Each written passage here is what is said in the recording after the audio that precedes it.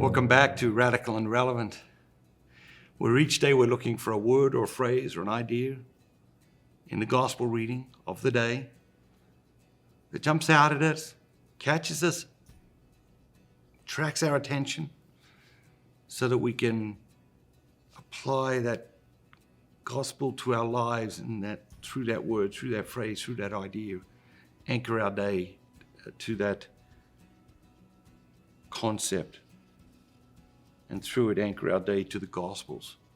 Today's reading is from the Gospel of Luke, chapter 9, verses 46 through 51. An argument arose among them as to which of them was the greatest.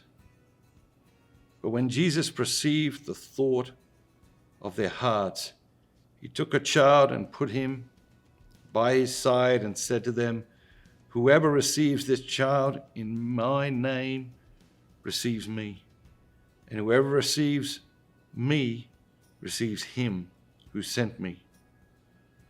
For he who is the least among you is the one who is great." And John answered, "Master, we saw a man casting out demons in your name, and we forbade him because he does not follow with us." But Jesus said to him, "Do not forbid him, for he that is not against you is for you." It's a fascinating reading, isn't it? It's really two readings, but it also shows how easily we are distracted. In the first part of the reading, we got the disciples, and they're arguing about, which one of them is the greatest. Jesus perceives their thoughts, brings a little child and said,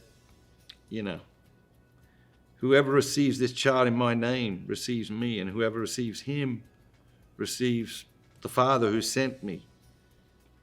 And who is least among you is the one who is great."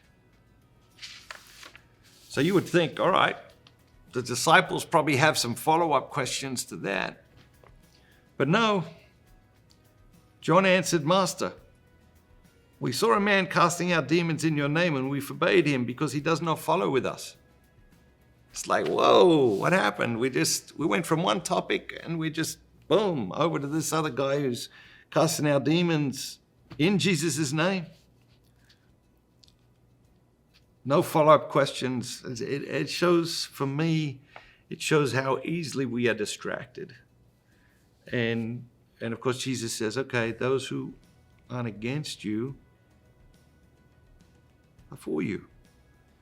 And I think, in our world of division, in our world that is society, certainly news media seems to be thriving on division. People are constantly trying to divide us against each other. And let's be careful not to be divided against, people who aren't actually against us. What jumps out at you today? Jumps out at me how easily we are distracted as human beings. Observe yourself today. Are you able to stay focused? Or are you constantly being distracted from one thing to another? Have an amazing day. And remember, do not just be yourself. Be the very best version of yourself. All that God created you to be.